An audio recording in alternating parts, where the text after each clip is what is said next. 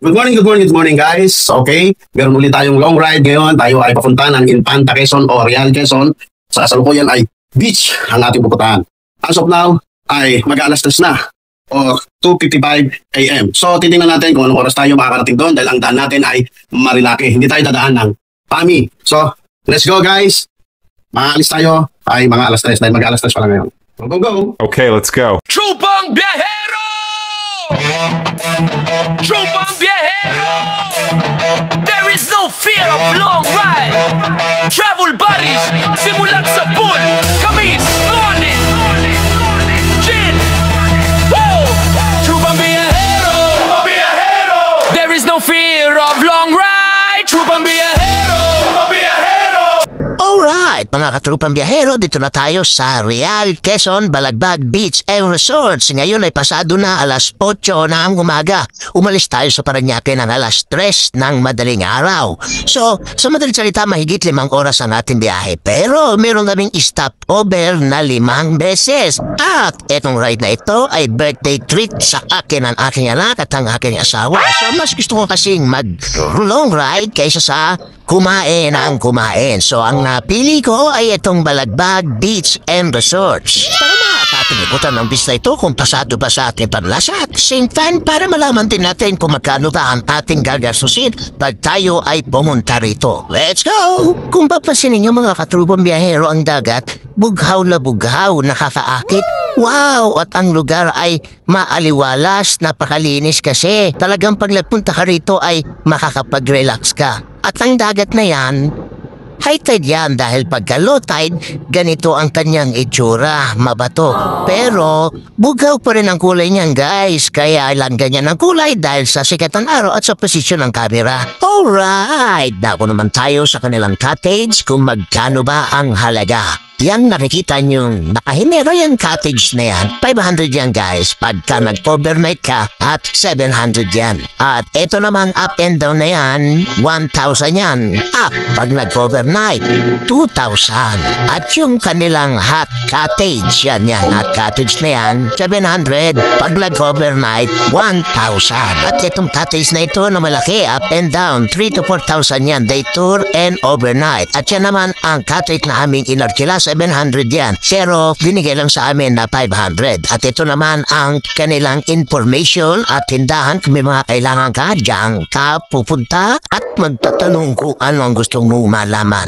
Ang entrance fee nga pala dito ay 50 pesos per head. Alright, mga katrupang biyahero, alam nyo ba, thrilling experience ang naranasan namin bago kami makarating dito sa Balagbag Beach and Resort. Dito kasi kami dumaan sa Marilake. Mas malayo din guys kung ikukumpara mo sa Pame Highway. At kung manggagaling ka ng Parañaque to Pame Highway, C6, Taytay, Teresa, Moron, dire-diretso na yan hanggang Pame Highway, Real, at to Balagbag. Hindi na tayo dadaan dyan ng Infanta, Quezon. Pero dito tayo dadaan sa Marilake. Mas malayo yan guys. Long ride nga eh. At para maranasan din ang ating mga kasamahan na umakyat sa bundok ng Sierra Madre, lalo na sa madaling araw. At maranasan nila ang kasigsag road ng Marilake. At mas maraming magagandang view at sightseeing dito sa Marilake kaysa sa Pame Highway at madadaanan natin ang bayan na Infanta. At ito na ang sinasabi kong thrilling experience namin mga katrupang biyahero. Hindi po malabo ang camera, talagang makapal lang ang hamog. Talagang dairig sa amin ito kasi bukod sa makapal ang hamog, ang masasalubong mo mga naka-high beam. Wala na yung hamog, naka-high beam pa rin sila kaya nakakasilaw sa daan. At bukod doon, napakalamig dito sa Marilake pag madaling araw kaya magdadala kayo ng jacket at nakapantalon. Ang pantalon ninyo dapat maong para hindi basta-basta pinapasok ng lamig. Tropang Viajero!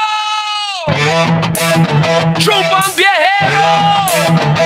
Alright, nag-stop over kami guys dito sa may tapat ng tindahan na merong ilaw para kahit papano ay merong tao at kita kami dahil hindi na kinaya ng anak ko yung lamig ng Marilake. At hindi ko akalain ganyan kalamig pag madaling araw. Nanigas din ako dyan sa lamig kasi ako ay naka-short lang. There is no fear of long ride. Travel buddies, simulat sa pool. Kamis, morning, gin. Alright, nakaraos din. Pero bago tayo umalis, instruction muna sa ating kasama na si kapatid na Roger dahil delikado talaga ang kalsada. Bukod sa madilim, may masasalubong kang mga kamote rider. Bukod sa zigzag road, pagka nagkamali ka, diretso ka sa bangin. Alright, mga katrupang biyahero, pasikat na ang haring araw pero makapal pa rin ang hamog. Kaya pagdadaan tayo dito ng madaling araw, thrilling talaga, daring at may tuturing mong adventure. Para sa akin, sulit ang biyaheng ito. Kaya para sa mahihilig sa adventure, itry nyong dumaan dito ng madaling araw lalo na pag December hanggang February. Alright, mga katrupang biyahero, stop over muna tayo dito sa Santa Maria, Laguna sa sightseeing. Halos sa tuktok na tayo ng bundok dahil ang mga ulap o ang mga hamog ay halos kapantay na natin. Kay ganda ng kalikasan, na-overwhelmed po ako rito sa sobrang ganda. Ako ay napasayaw.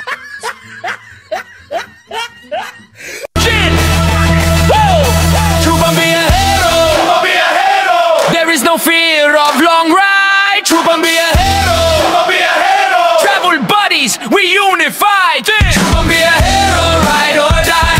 There is no fear of long ride. On the road we testify. Travel buddies, we unified. Hawak ang manibela, daan na yamin. Walang takot kahit gaano kahaba ng linya. Jojo and Jovi, laging nasa trip. Trupang biyahero, tuloy ang biyahe, walang slip. Kahit saan, kahit Stop over ulit tayo mga katrupang biyahero dahil pagbalik natin ng Metro Manila, hindi na tayo makakakita ng ganitong mga views, kundi mga usok na lang mga sasakyan, hindi hamog. Trupang biyahero, di sumusuko.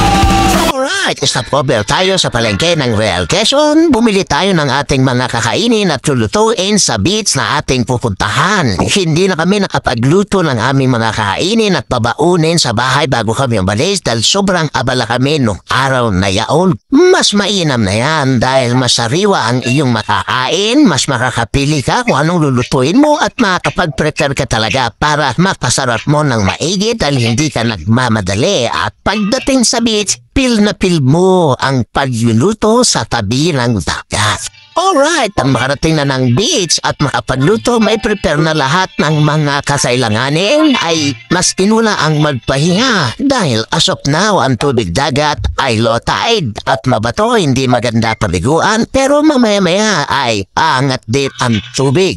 Habang sila ay nagpapahinga, ako naman ay malalim ang aking iniisip dahil pag-uwi sa bahay malamang magbabudget meal na naman si Mrs. Papipiliin ka kung ano ang ulam na gusto mo, tuyo, sardinas o kanton. At pag di maganda-ganda pa ang iyong maisasagot at gaya ng nagreklamo ka pa, malamang baka disabog at tapik-tapik pa ang aming uulamin. Yung disabog na tinutukoy, sasabugan mo ng asin ang kanin mo at tatapik-tapikan mo ng toyo at mantika. Alright, at dito na lang mga katrupang biyahero. Sa susunod muli, shoutout nga pala kay Errol Francisco ng Paranaque at kay Jopred, ang ating mga bagong subscriber, at kay Bong Bandoho, Papua ng Paranaque. Maraming salamat! Trupang biyahero!